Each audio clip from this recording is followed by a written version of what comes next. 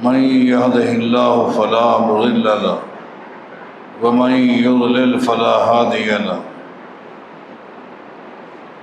وأشهد أن لا إله إلا الله وحده لا شريك له وأشهد أن محمدا عبده ورسوله من يطع الله ورسوله فقد رشد واهتدى ومن يعص الله ورسوله فقد ضل وغوى أما بعد فإن خير الحديث كتاب الله وخير الهدي هدي محمد صلى الله عليه وسلم وشر الأمور محدثاتها وكل محدثة بدعة وكل بدعة ضلالة وكل ضلالة في النار أعوذ بالله من الشيطان الرجيم بسم الله الرحمن الرحيم الله ولي الذين آمنوا يخرجهم من الظلمات إلى النور والذين كفروا أولياءهم الطاغوت يخرجونهم من النور إلى الظلمات أولئك أصحاب النار هم فيها خالدون۔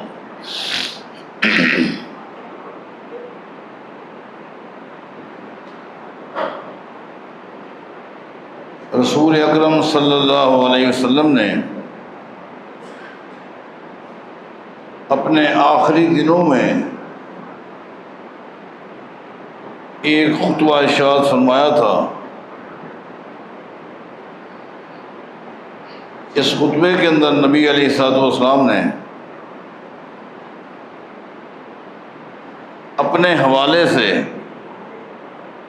3 چیزوں کا ذکر کیا۔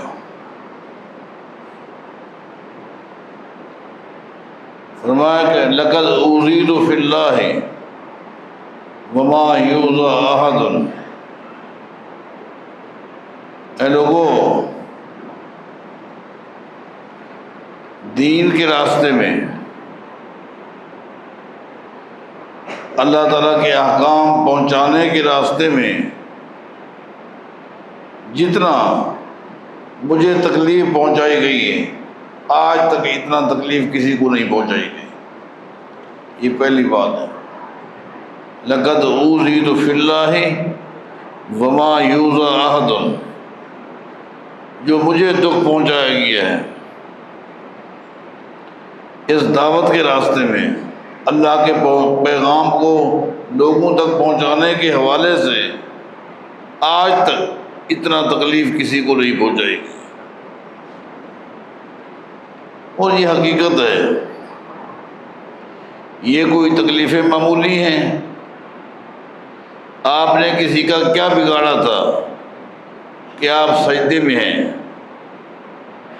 کس طرح گھٹیا حرکت کی؟ ایک اونٹ جو مرا ہوا تھا، اس کا اتنا بڑا اوجھ کتنے لوگوں نے مل کر اٹھایا اور نبی علیہ السلام کی پیٹھ پہ آ کے رکھ دیا۔ آپ سجدے میں، بدبودار اوجھ آپ کی پیٹھ پہ رکھ دیا گیا۔ یہ کوئی معمولی تکلیف ہے کہ ابو لہب نے اپنے دونوں بیٹوں سے کہا، عتبہ سے اور شیبہ سے، جاؤ محمد کے دروازے پر کھڑے ہو کر ان کی بیویوں کو ان کی بیٹیوں کو طلاق دے کر آ جاؤ۔ طلاق آپ خود سمجھیں، تکلیفیں پہنچائی گئیں، آپ انتہائی پریشان ہو کر طائف کا رخ کرتے، طائف کا، یہ سوچ کر، کیونکہ طائف کے لوگ جو تھے وہ تاجر تھے، اور تاجر کا دماغ تھوڑا سا وسیع ہوتا ہے عام آدمی کے مقابلے میں، وہ تنگ نظر نہیں ہوتا، اس کی گنجائش ہوتی ہے اس کی فکر میں، دماغ میں، سوچ میں۔ کیوں؟ اس لیے کہ ایک تاجر کو ہر طرح کے لوگ ملتے ہیں، اگر اس میں تنگ نظری ہوگی تو وہ تجارت میں کامیاب نہیں ہو سکتا۔ اسے اپنے آپ کو وسیع رکھنا پڑے گا. آپ وہاں چلے گئے، لیکن طیف والوں نے کیا کیا آپ جانتے ہیں. تاریخ میں ایسا واقعہ پیش نہیں ہے کہ طیف والوں نے اگر نہیں ماننا تھا نہ مانتے، کہہ دیتے آپ واپس جائیں، آپ کا پیغام ہمیں سمجھ نہیں آتا، آپ کی دعوت ہمیں قبول نہیں ہے. لیکن طیف کے جتنے غنڈے تھے ان کو 2 لائنوں میں کھڑا کر دیا اور ان سب نے دامن پتھروں کے ساتھ بھر لیے، اس طرف بھی. درمیان سے کہا محمد جاؤ صلی اللہ علیہ وسلم، اور ان کو اشارہ کر دیا کہ پتھروں کی باش بساؤ. پتھروں کی باش بسائی گئی، آپ کے پورے جسم کو لہو لہان کر دیا گیا، خون آلود کر دیا گیا، حتیٰ کہ حدیث میں آتا ہے آپ کے جوتے پاؤں سے باہر نہیں نکل سکتے تھے، خون میں اس طرح چمٹ گئے تھے. یہ ظلم کی انتہا نہیں، لیکن کمال ہے صبر کی. کیا صبر، کیا استقامت کہ آپ ایک باغ کے قریب جا کر بیٹھتے پریشانی کے عالم میں، اللہ کے آگے اپنی بے بسی کو، اپنی کمزوری کو پیش کر رہے ہیں. اللہ تعالیٰ نے ملک الجبال کو بھیج دیا. ملک الجبال وہ فرشتہ جس کی ڈیوٹی پہاڑوں پر تھی. جائیں میرے پیغمبر سے پوچھیں، جیسے وہ کہیں ویسے کرو. بتاؤ اتنی بڑی آفر کس کی طرف سے؟ اللہ کی طرف سے. اتنی بڑی آفر لے کر ملک الجبال آتا ہے، آ کر تعارف کراتا ہے مجھے اللہ نے بھیجا ہے. ان شئت ان اطبق علیہم الاخشبین. یہ طیف ایک ایسی بستی ہے، اس کے دونوں طرف پہاڑ ہیں، اس طرف بھی پہاڑ ہے، اس طرف بھی پہاڑ ہے. خالی آپ مجھے اشارہ کر دیں، دونوں پہاڑوں کو قریب کر کے اتنا قریب کر دوں گا جس طرح چکی کے 2 پارٹ ہوتے ہیں اور بیچ میں دانا پس جاتا ہے، میں پوری بستی کو پیس کے رکھ دیتا ہوں. بتاؤ اتنی بڑی آفر، کیفیت کیا ہے؟ خون بہ رہا ہے، ظلم کی انتہا، آفر آ چکی. اس آفر کو سننے کے بعد آپ نے کیا کہا؟ لا نہیں، بل ارجو اللہ ان یخرج من اصلابہم من یعبد اللہ وحدہ ولا یشرک بہ شیئا. اے فرشتے، یہ نہ صحیح، انہوں نے میری دعوت کو نہیں مانا، ہو سکتا ہے ان کی نسلوں میں اللہ ایسے بندوں کو پیدا کر دے جو ایک اللہ کی بات کرنے والے ہوں. اور ایسا ہوا.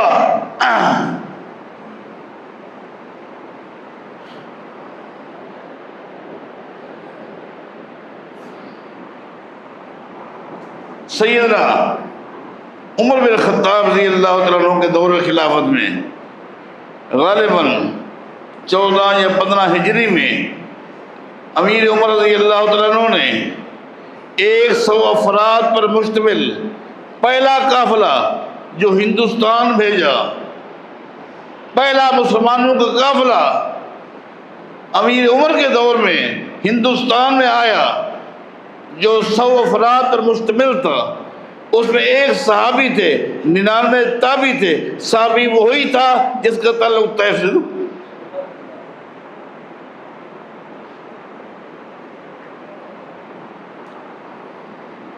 یہ اللہ کے پھر جس نے اس پٹی کو ہندو سے آزاد کرایا، محمد بن قاسم، وہ کہاں گئے؟ وہ بھی طیف گئے. نبی علیہ السلام کی دل کی آواز تھی وہ جملے دل سے نکلے تھے کہ یہ نہ صحیح ان کی نسلوں سے ایسے پیدا ہوں گے جو ایک اللہ کو ماننے والے ہوں گے۔ واپس آئیے، ایک نقطہ تو آپ نے یہ بیان کیا، لقد اوذیت فی اللہ وما یؤذی احد، لوگوں سن لو، اللہ کے دین کے لیے جتنا مجھے تکلیفیں پہنچائی گئی آج تک کسی کو نہیں پہنچی گئی۔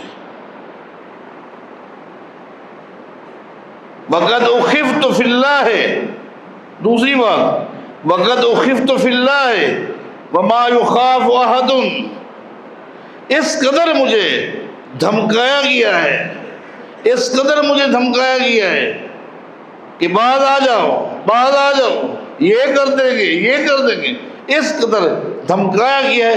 آج تک دین کی خاطر اتنا کسی کو نہیں دھمکایا گیا۔ تیسری آخری بات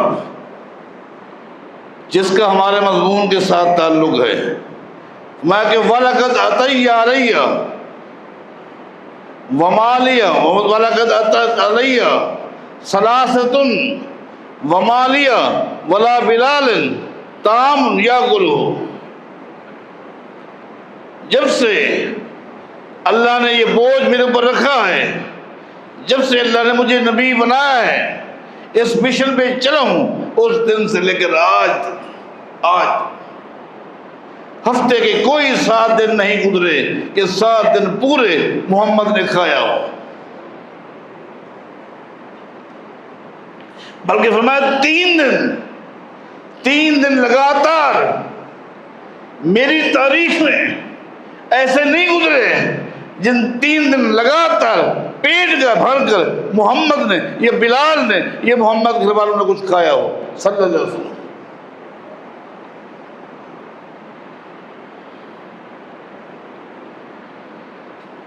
سیدنا عمر بن خطاب رضی اللہ تعالیٰ عنہ ایک مرتبہ نبی علیہ السلام بیمار ہوئے، تیمارداری کے لیے گئے،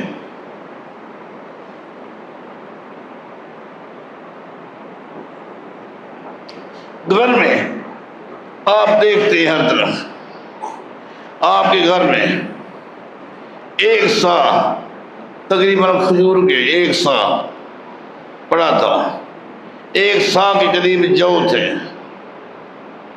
یا پانی کا مٹکا تھا۔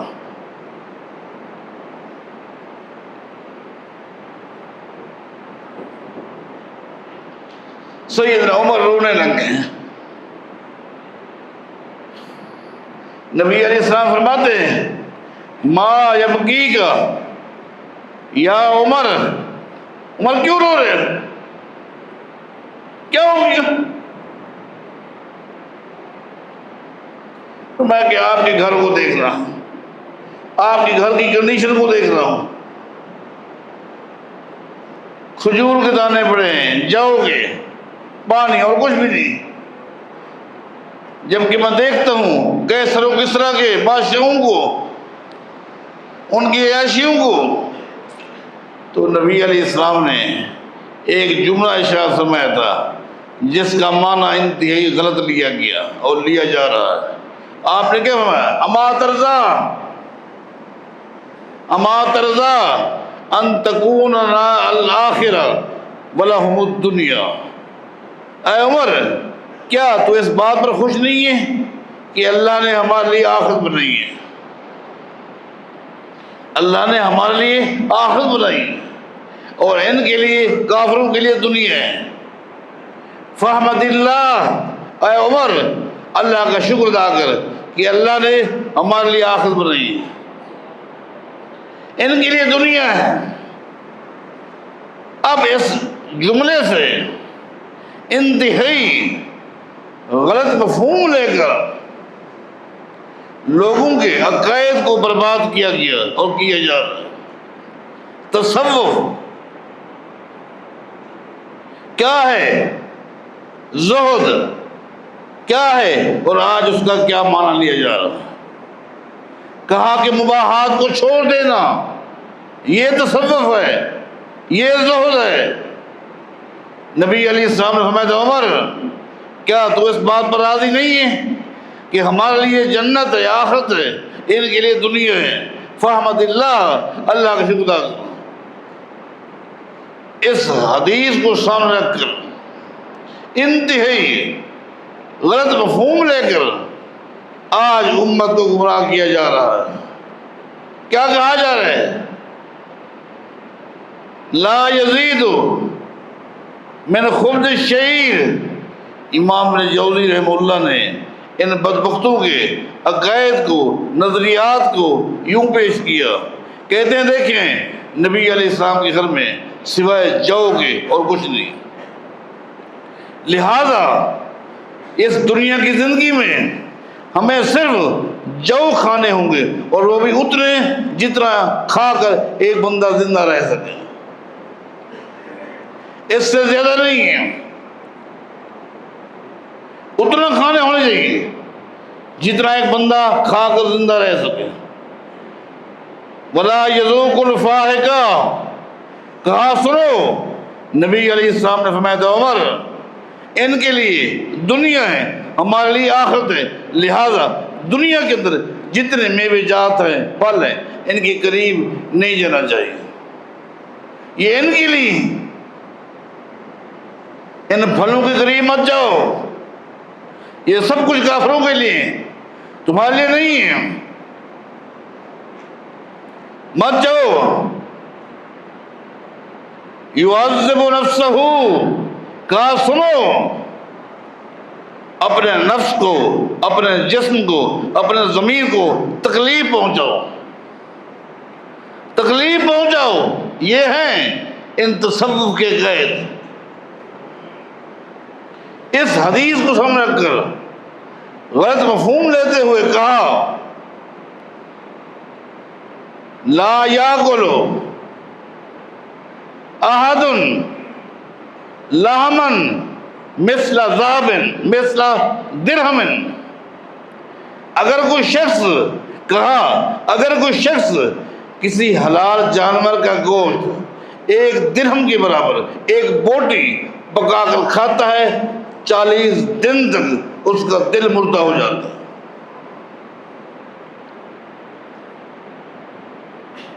دل مردہ ہو جاتا ہے، لہذا اپنے دل کو مردہ مت کرو، کہا گوشت کے قریب مت جاؤ۔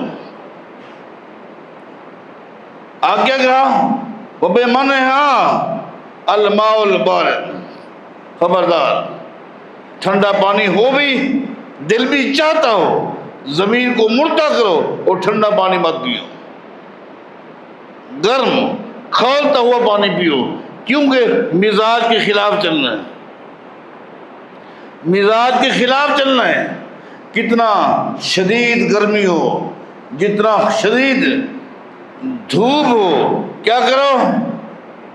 یلبس الصوم، بھیڑ بکری کی اون کے کپڑے پہنو، اون کے کپڑے پہنو، اپنے آپ کو گرمی پہنچاؤ، مزاج کے خلاف چلو۔ آگے اس کا فائدہ بتائے گا۔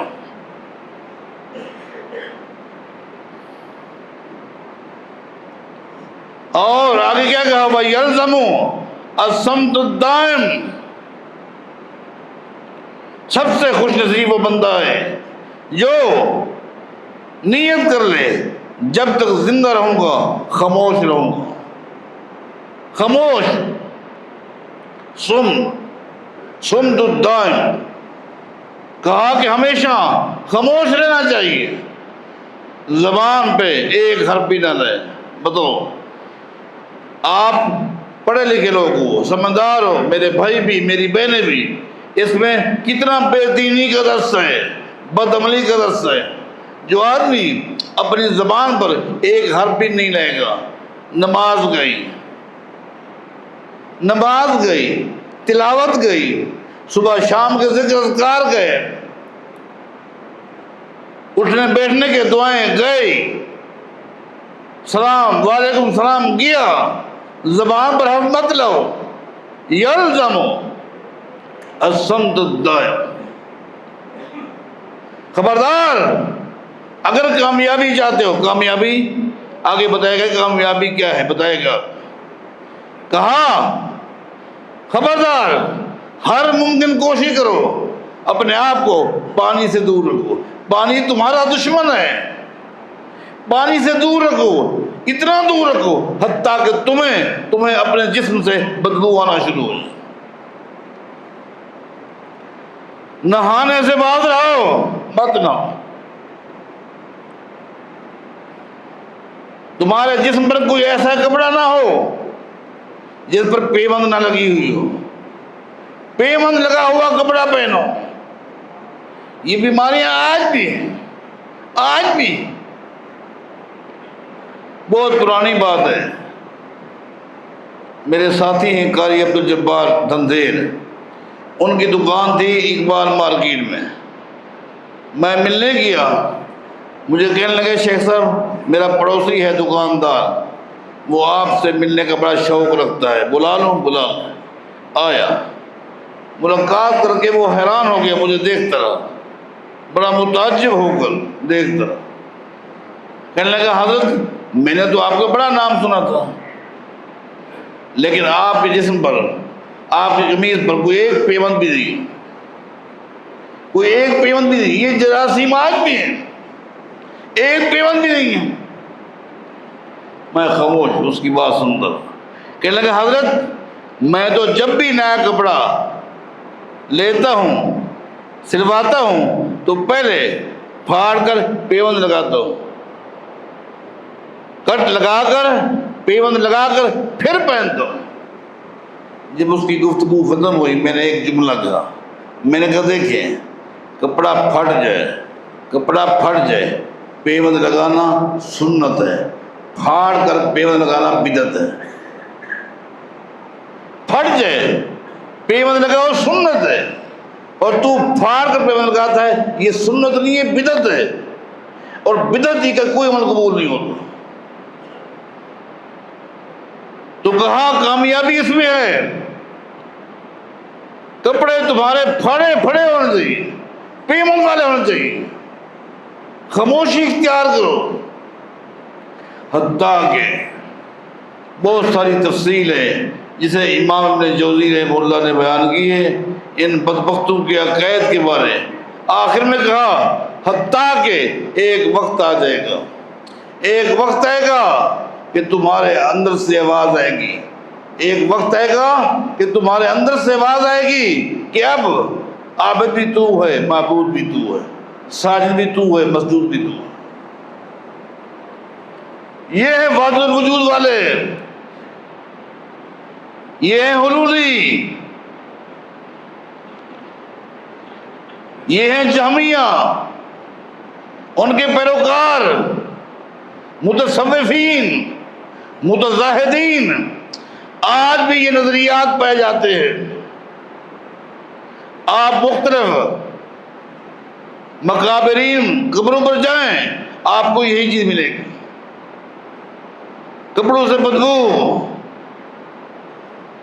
نہ نہانا، نہ دھونا، نہ نماز، نہ روزہ، اور بدبخت پڑھے لکھے لوگ، مجھے تو حیرت ہوئی، تعلیم نہیں یافتہ لوگ پڑھے لکھے، ان کے آگے دو زانو ہو کر بیٹھے ہوتے ہیں، ان سے دعائیں کروا رہے ہوتے ہیں، اپنی منتیں پوری کرنے کے لیے یہاں گئے ہوئے ہیں۔ اللہ کے لیے میرے بھائیوں، میری بہنوں، یہ گمراہی ہے۔ ان الشیطان لکم عدو فاتخذوہ عدوا، اس گمراہی کو شیطان نے پھیلایا، شیطان کے نقشے قدم پر مت چلو۔ اللہ نے انبیاء بھیجے، انبیاء اللہ کا پیغام پہنچایا۔ ہمارے لیے سعادت کی بات ہے کہ اللہ تعالیٰ نے جس پیغمبر کو ہمارے لیے مبعوث کیا وہ خالی نبی نہیں تھے، خاتم النبیین تھے، خاتم النبیین، امام الاولین والآخرین، امام الاولین والآخرین، سید الاولین والآخرین، سید البشر،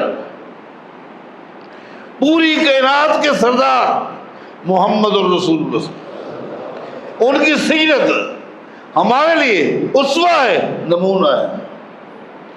زندگی کا کوئی موڑ ایسا نہیں جس کے اللہ نے اپنے پیغمبر کے ذریعے ہماری رہنمائی نہ کی ہو۔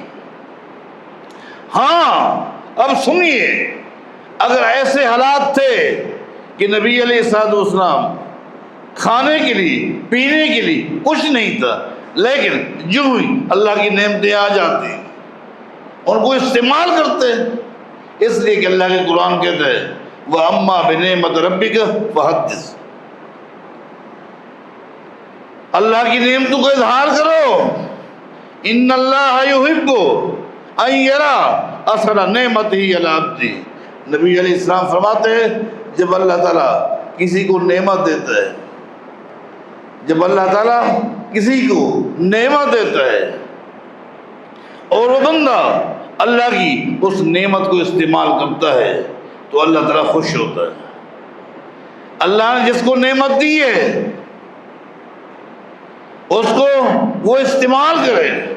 چوٹی کے امام ہیں امام نسائی رحمہ اللہ نے ان کو بے پناہ دولت دی تھی، جب انہوں نے یہ حدیث پڑھی اللہ خوش ہوتا ہے، اس کے بعد جب تک زندہ رہے روزانہ ایک مرغی ذبح کر کے کھاتے تھے، کہتے تھے اللہ نے مجھے یہ نعمتیں دی ہیں تاکہ میں چاہتا ہوں اللہ خوش ہو جائے۔ اور یہ متصوفین کیا کہتے ہیں، کتاب الزہد پر رقائق اٹھائیں، ایک چوٹی کے امام ہیں حسن بصری رحمہ اللہ، تابعی ہیں، صحابہ سے دین حاصل کیا ہے۔ ایک دن دسترخوان لگا کر کھانا کھا رہے تھے، ایک صوفی آ گیا، اسی طرح کا متظاہر آ گیا۔ حسن بصری کو کوئی پتہ نہیں کہ یہ کون ہے، اسے دعوت دی آئیں کھانا کھائیں۔ اس نے دیکھا وہ صوفی کھڑے ہو کر دیکھ رہا ہے کیا پکا ہے۔ اتفاق ہے اس دن حسن بصری رحمہ اللہ کے گھر میں مرغی پکی تھی، مرغی کا سالن تھا، حسن بصری رحمہ اللہ کھا رہے تھے۔ اس شخص نے کیا کہا، اعتذر اعتذر، اس نے کہا میری معذرت ہے حضرت، میری معذرت ہے۔ بے انہو، کیوں نہیں کھاتا، کھا کر آیا ہے، منع ہے، کیا کہتے، بے انہو لا یستطیع الواجب بشکریہ، یہ کھا تو لوں گا، یہ مرغی کھا تو لوں گا، اس نعمت کا شکریہ کون ادا کرے گا، میرے اندر ہمت نہیں ہے۔ اے حسن بصری تیرے اندر ہمت ہوگی تو اللہ کا شکر ادا کر لیتا ہوگا، میں اس نعمت کا شکر ادا نہیں کر سکتا۔ حسن بصری وقت کا امام ہے، وقت کا محدث ہے، کیا فرماتے ہیں، یا احمق، او احمق، او احمق، پانی کا ایک گھونٹ جو تو اپنے حلق میں اتارتا ہے زندگی بھر اس کا شکر ادا کر سکتا ہے؟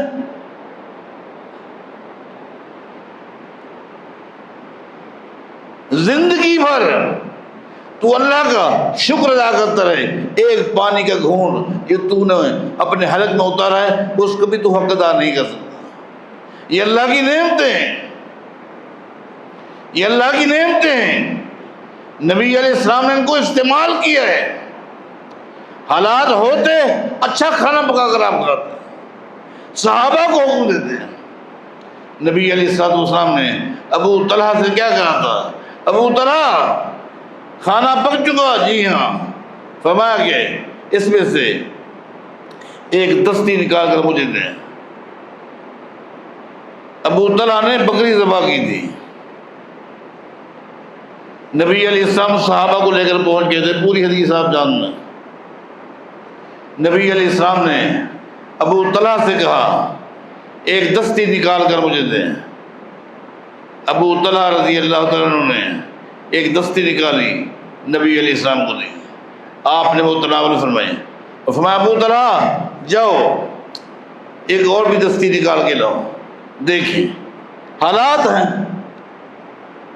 حالات ہیں، ایسا نہیں ہے کہ آپ نے اچھے کھانے نہ کھائے ہوں یا منع کیا ہو۔ فرمایا جاؤ دوسری دستی نکال کے لاؤ۔ ابو طلحہ گئے، دوسری دستی نکال کے لائے۔ آپ نے فرمایا میں ابو طلحہ جاؤ جاؤ ایک اور دستی نکال کے لاؤ۔ ابو طلحہ نے کہا اللہ کے رسول ایک بکری کے اندر 2 دستیاں ہوتی، تیسری نہیں ہوتی۔ نبی علیہ السلام نے کاش تو آگے بحث نہ کرتا اور چلا جاتا، تجھے تیسری دستی مل جاتی۔ حالات ہیں، آپ اللہ کی نعمتیں استعمال کر رہے ہیں، کس نے کہا نہیں کر رہے ہیں؟ کھا رہے ہیں، کھلا رہے ہیں۔ جس وقت خیبر فتح ہوا، خیبر کے فتح ہونے سے پہلے ایک دن بھی مسلمانوں نے پیٹ بھر کے کھانا نہیں کھایا تھا۔ خیبر فتح ہو گیا، یہودیوں کی ٹوٹل جداد جو خیبر میں تھی وہ سب مسلمانوں کے پاس آ گئی۔ کل کی تاریخ میں اگر کچھ نہیں تھا اور نبی علیہ السلام اعلان کر رہے تھے، لوگوں کون ہے جو مستحقین کے ساتھ ہمدردی کرے؟ آج وہی پیغمبر اعلان کر رہے ہیں، ڈھیر لگا ہوا ہے، لینے والے نہیں، آؤ اور لے جاؤ۔ نعمت ہے اس کو استعمال کرو، نہیں اللہ کا شکر ادا کرو۔ اسلام نے یہ تعلیم دی ہے، ہر حال اللہ کا شکر ادا کرنا ہے۔ اگر ایک وقت تھا کہ نبی علیہ السلام نے بھوک کی وجہ سے سینے پر 2 پتھر باندھے ہوئے تھے، 2 پتھر باندھے ہوئے ہیں پیٹ پر، یہ وقت تھا تو یہ بھی تھا کہ دسترخوان لگا کر آپ کھا بھی رہے ہیں، پی بھی رہے ہیں، کھلا بھی رہے ہیں۔ بکرے ذبح ہو رہے ہیں، گائیں ذبح ہو رہی ہیں، اونٹ ذبح ہو رہے ہیں۔ نبی علیہ السلام نے حج کے موقع پر 100 اونٹ تھے، 100 اونٹ نبی علیہ السلام نے غالباً 63 اونٹ اکیلے محمد نے ذبح کیے، نہر صلی اللہ علیہ وسلم۔ باقی جو بچ گئے سیدنا علی سے فرمایا یہ باقی جو اونٹ ہیں ان کو تم نہر کرو، سب نہر کیے گئے۔ اس کے بعد نبی علیہ السلام نے کیا فرمایا؟ فرمایا کہ ان 100 اونٹوں میں سے 100 اونٹوں میں سے سب میں سے گوشت لے آؤ اور پکا کر محمد کے سامنے رکھو، ان کو اللہ کے نبی استعمال کرنا چاہتے ہیں۔ 100 اونٹ نہر کیے گئے، ٹوٹل نہیں لیکن ہر اونٹ میں سے گوشت کا پیس لایا گیا، جمع کیا گیا، پکایا گیا، نبی علیہ السلام صحابہ کے ساتھ بیٹھ کر کھا رہے ہیں۔ تو کس نے کہا؟ یہ تعلیم آپ کو نظر نہیں آتی؟ آپ امت کو گمراہ کر رہے ہیں اللہ کے لیے۔ لوگوں ان علماء کے ساتھ اپنا تعلق جوڑو جن کے سینے میں قرآن و حدیث کا علم ہے، جن کے پاس خالص اللہ کی وحی ہے، اور خالص اللہ کی وحی میں یہ قرآن ہے، یہ حدیث ہے، اور کوئی چیز اللہ کی وحی نہیں۔ عقیدہ لو یہیں سے، عمل لو یہیں سے، اخلاقیات لو یہیں سے، اصول لو، فروع لو یہاں سے۔